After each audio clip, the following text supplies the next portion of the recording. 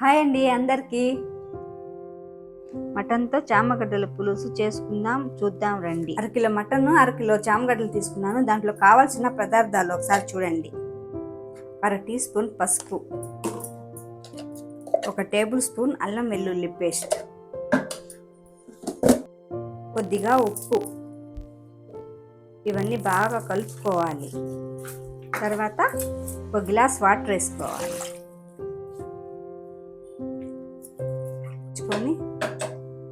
Stove మీద పెట్టుకోండి. ఒక 20 నిమిషాలు ఉడకనించుకోండి. ఫ్రెండ్స్, ఉడికిపోయింది. ఇప్పుడు పులుసు పెట్టుకుందాం. మసాలా దినుసులు రెడీ చేసుకుందాం. కొద్దిగా ధనియాలు, కొద్దిగా మెంతులు, కొద్దిగా జీలకర్ర, కొద్దిగా ఆవాలు కొద్దిగా వేయించుకోండి. వేయించుకున్న దినుసులో కొద్దిగా కొబ్బరి వేసుకుందాం. కొద్దిగా నీళ్ళు వేసి మిక్సీ పట్టుకున్నాను. ఇప్పుడు కర్రీ పెట్టి కొద్దిగా ఆయిల్ వేసుకోవాలి.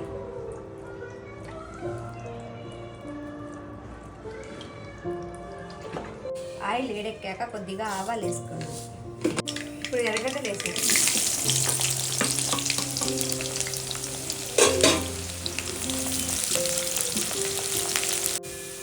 ఎర్రగడ్డలు వేగిపోయాయి. ఇప్పుడు టమాటాలు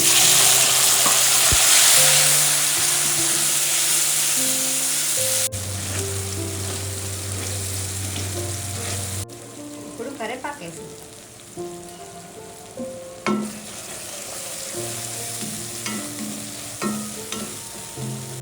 మనం ముందే ఉడకపెట్టుకున్న మటన్ని ఇందులో వేసేయాలి.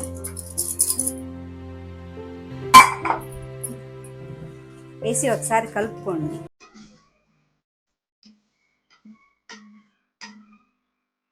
రెండు నిమిషాలు మూత పెట్టుకోండి. ఇప్పుడు చామగడ్డలు వేసేద్దాం.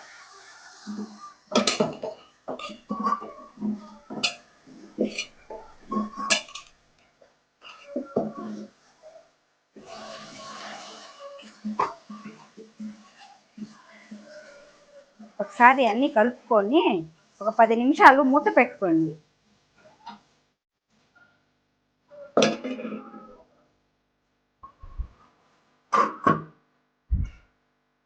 ఇప్పుడు 2 టేబుల్ స్పూన్ల మిరప్పొడి వేసుకుందాం. మనం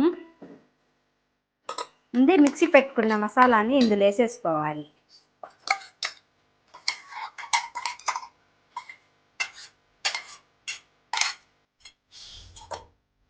వేసి ఒకసారి కలుపుకోండి.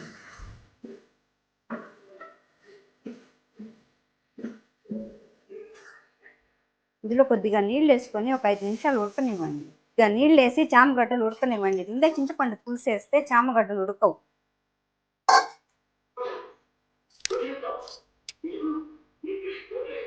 ఇప్పుడు చామగడ్డ ఉడికిందో లేదో చూసుకుందాం. చామగడ్డ ఉడికిపోయింది. చింతపండు పులుసు వేసేద్దాం.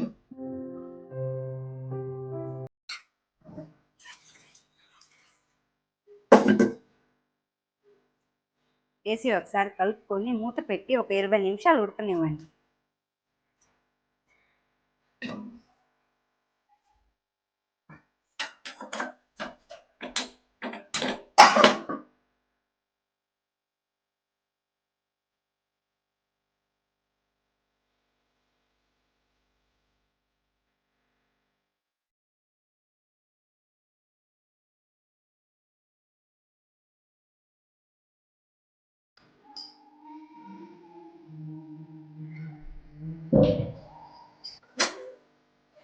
ఇప్పుడు కూర బాగా దగ్గరకు వచ్చేసింది. ఇప్పుడు కొత్తిమీర వేసేసి స్టవ్ ఆపేద్దాం.